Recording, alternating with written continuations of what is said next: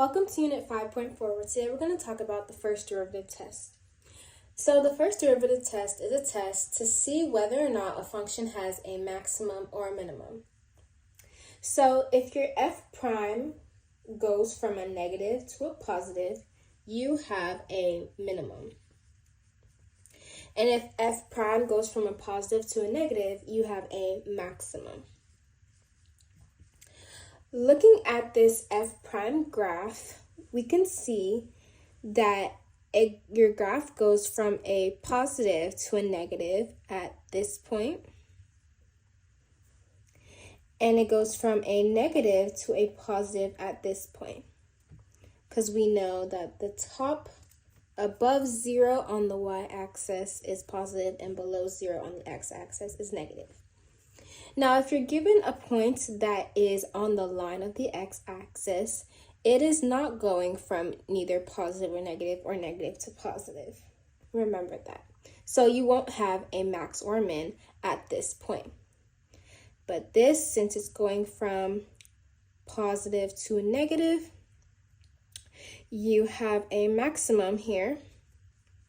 And since you're going from a negative to a positive, you have a minimum. Now let's do an example.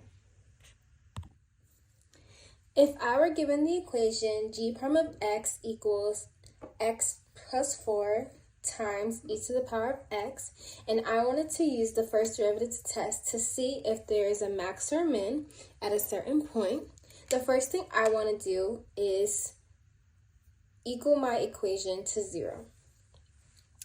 So I'm already in derivative form, so I won't have to take the derivative. So all I have to do is set my equation to 0, and then I solve for x.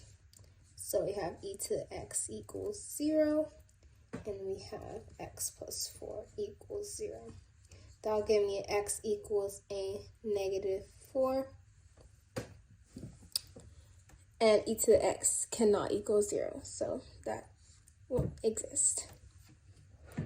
So we found a critical point at x equals negative 4. Remember, a critical point is a possibility of an extrema or a possibility of a max or min. So we would use our critical point to see if it is a max or min. So the next thing we have to do is set up our table, similar like we did to try to see if our critical point was increasing or decreasing. I have my x value and I have the sign of my f prime of x value. I'm going to put my critical point on the x side, and I know my critical point is equal to 0. So my intervals will be a negative infinity to negative 4 and negative 4 to infinity. Similar like we did last time, we plug in a value that is in between our intervals and see if it comes out as a positive or a negative. So negative infinity through negative 4, I'm just going to use negative 5, plug in it to my derivative.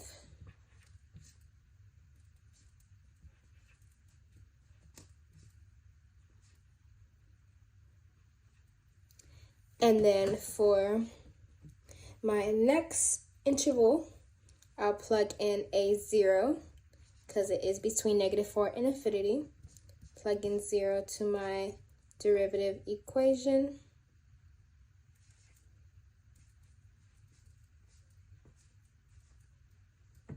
And I would see if these values are positive and negative. Now, when trying to find your signs, it is easier to not have a calculator and try to solve it all together.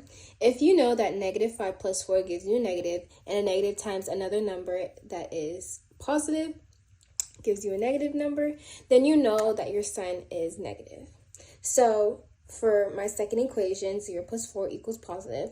Positive times another positive will give you a positive number. So that's why it comes out positive. But I solved this through the calculator, and I got my interval from negative infinity to negative 4 gave me a negative number. And my interval from -4 to infinity gave me a positive number.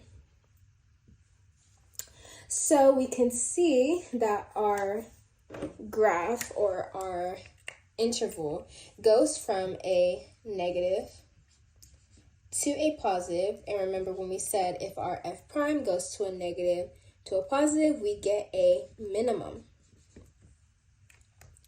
So now we know that our equation, our derivative, has a minimum point at -4.